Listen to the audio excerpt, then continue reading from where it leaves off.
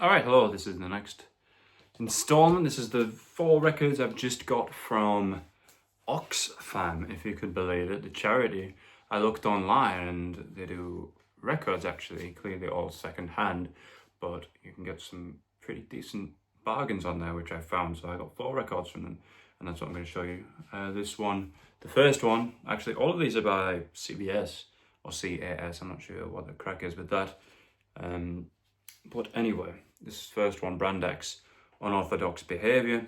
This one I did a bit of a glue job because originally this sleeve was actually like falling to bits, but nothing a little bit of super glue can't fix.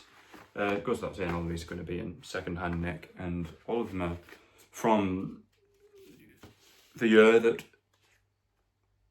they were released. As in, not represses. I mean, why would they be? And none of them are particularly rare, I don't think, but still. Here we are, the sleeves. Sleeves also a bit damaged, which is no problem. Vinyl itself. This was the most expensive of the 4 that I got on Unorthodox Behaviour. I don't know if that surprises me or not. Really good album, obviously, with Phil Collins on the drums, which is why a lot of people have heard of Brand X, but he's not the only reason to listen to them. I think Moroccan Roll is a better album and has better songs, but this one's also really good too. So yeah, pretty good get, if I do say so myself. I think the highlight track is probably the first one, Nuclear Burn. Next up, more Phil. Another Genesis album. This was a tenner for a gatefold. Can't really complain. I think the original issue was a gatefold anyway, but this one actually came in bubble wrap, which I was surprised at. I think it's marked, and if it's not marked, then, well, yeah, it's clearly just a bit dirty. It's old. It's from 1980. But again, good quality, £9.99. Can't really say no if you're looking to collect them. This one has a very weathered looking sleeve with a bit of a rip, which is okay. Made in England, nothing interesting about the sleeve. And then the vinyl itself, Charisma. What you expect? Duke. Not one of my favourite Genesis albums necessarily, but another good album. What have you got on here? You've got Behind the Lines. I think Phil Collins' re-recording of that in For Face Value is actually better than the original Behind the Lines, believe it or not. Duchess, I don't really know Duchess actually, maybe I should. Man of Our Times, really good song. Very powerful song.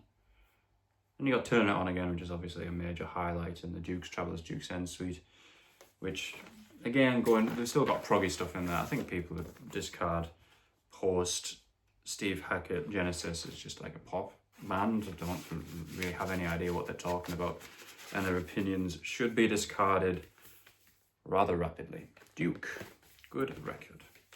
I don't know how many Genesis ones I need now, but I think I've seen most of them. I haven't seen Selling England, and I haven't seen Trick of the Tail.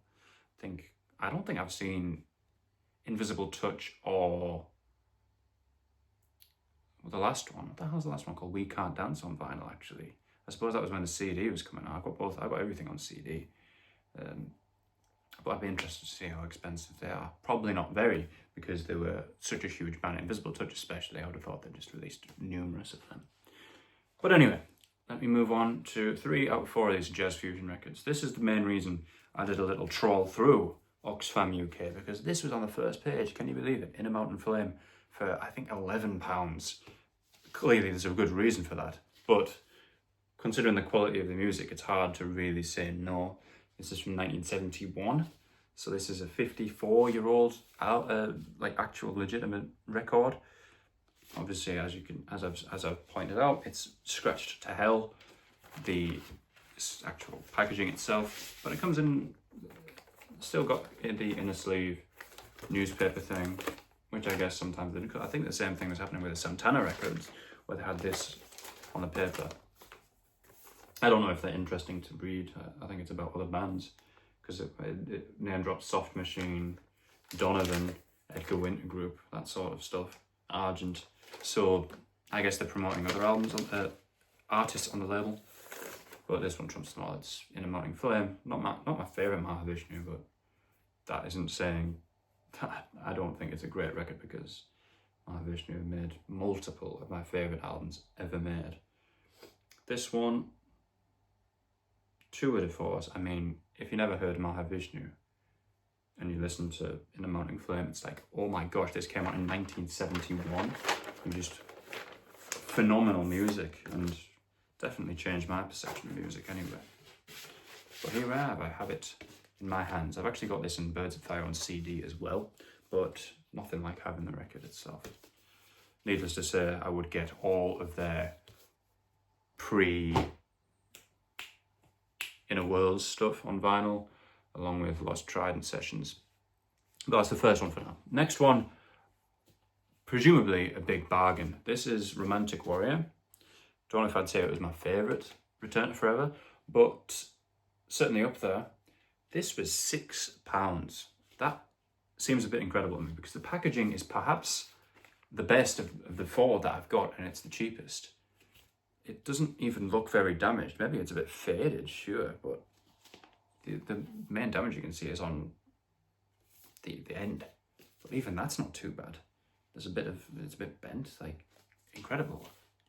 It didn't say anything about it not playing either. So I think the record itself is in playing orders. I mean, look, it's not that badly crumpled up or anything. And here it is, Romantic Warrior. Looking at it, I don't really see any major scratches or anything. Maybe there's a few marks here, but that's just finger marks. That's probably just me. This is why it's so good to look on websites like Oxfam or whatever, because it's £6. And for something, yeah, you can get a better condition copy somewhere else, but if you're a collector like me and you just want to have it, how could you pass up on something like this? This is one of the cheapest vinyls I've ever bought, you know? It's quite incredible. I wouldn't expect to find this in the £5 bin at any given record shop. It would just be like double the price, which again is cheap. You could double the price of this record and you'd still get it because it's cheap. So this is quite astonishing how quality this seems for the price. I know it's a charity shop, but this was one of the cheapest records they were even selling. So yeah, very, very, very good find. That's the 4 I've got. So yeah, I've got nothing else on the way right now. That's the second installment of this, which I'm sure everybody is on the edge of their seat waiting for the next one. But anyway.